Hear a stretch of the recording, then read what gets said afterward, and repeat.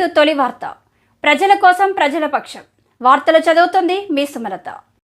ఈరోజు రాష్ట్ర వ్యాప్తంగా 6,000 మంది సర్పంచ్లను ఈ ప్రభుత్వం అరెస్ట్ చేయడం జరిగింది. హైదరాబాద్ నగరంలో 14 పోలీస్ స్టేషన్లలో కలిపి దాదాపు 1,800 మంది సర్పంచ్లను ఈరోజు హైదరాబాద్లో అరెస్ట్ చేశారు. ఏమడిగారు సర్పంచులు?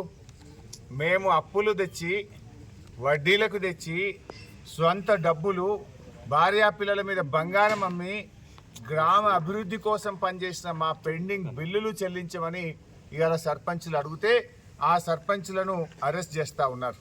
ఇవాళ సర్పంచులేమో బిల్లులు చెల్లించాలంటే ముఖ్యమంత్రి గారేమో సర్పంచులను బంధించాలంటుండ్రు.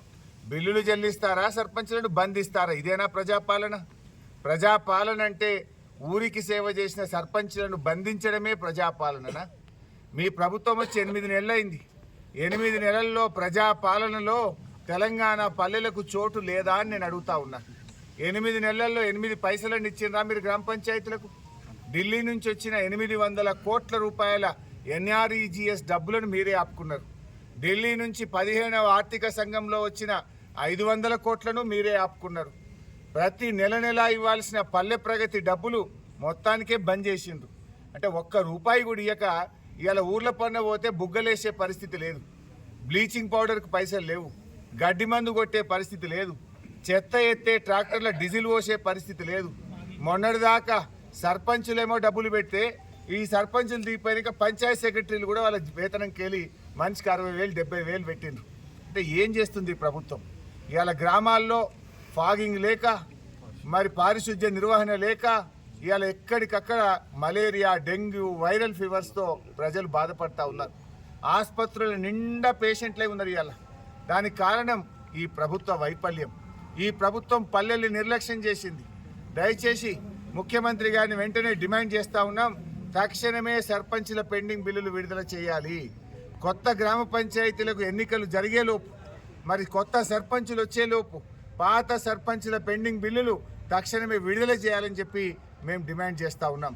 ఈరోజు అసెంబ్లీలో కూడా మా నాయకులు పల్లా రాజేశ్వరరెడ్డి గారు రాష్ట్ర వ్యాప్తంగా సర్పంచుల అరెస్టులను తీవ్రంగా ఖండిస్తూ తక్షణమే బిల్లులు విడుదల చేయాలని చెప్పి ఉప ముఖ్యమంత్రి గారిని సభలో గట్టిగా నిలదీశాం. రాబోయే రోజుల్లో కూడా పెండింగ్ బిల్లులు చెల్లించేదాకా కూడా ఈ ప్రభుత్వం వెంటబడతాం. అసలు ఈ ప్రభుత్వానికి సోయి లేదు. ఢిల్లీ నుంచి వచ్చిన ఉపాధి హామీ డబ్బులు కానీ, ఆర్థిక సంఘం డబ్బులు కానీ అవి ఖర్చు పెడితే మళ్ళీ సెకండ్ ఇన్స్టాల్మెంట్ వస్తుంది. 4 నెలల నుంచి ఆ వచ్చిన పైసల్ని వీళ్ళు వాడుకున్నారు. పెద్ద కాంట్రాక్టర్లకు మాత్రం బిల్లులు ఇస్తున్నారు. బడా కాంట్రాక్టర్లకు బిల్లులు ఇస్తున్నారు. గ్రామాల్లో 5 లక్షలు, 10 లక్షలు, 20 లక్షలు పనిచేసిన చిన్న కాంట్రాక్టర్లకు, సర్పంచ్లకు బిల్లులు ఇవ్వమంటే ఈ ప్రభుత్వానికి చేతులు రావడం లేదు. అంటే మీకు ఏం కావాలి? పెద్ద కాంట్రాక్టర్లు అయితే మీకు ఇంటి దగ్గర వచ్చి కలుస్తారేమో. పాపం మా సర్పంచులు, గ్రామాల్లో ఉండే బుడ్డ కాంట్రాక్టర్లు, గ్రామం కోసం పనిచేసినటువంటి వాళ్ళు, ఊరి కోసం పనిచేసినటువంటి వాళ్ళు ఇవాళ రోడ్డున పడాల్సిన పరిస్థితి తెచ్చింది. ఇవాళ పోలీస్ స్టేషన్లలో ఉండాల్సిన పరిస్థితి తెచ్చింది. ఇది నిజంగా సిగ్గుపడాలి కాంగ్రెస్ పార్టీ.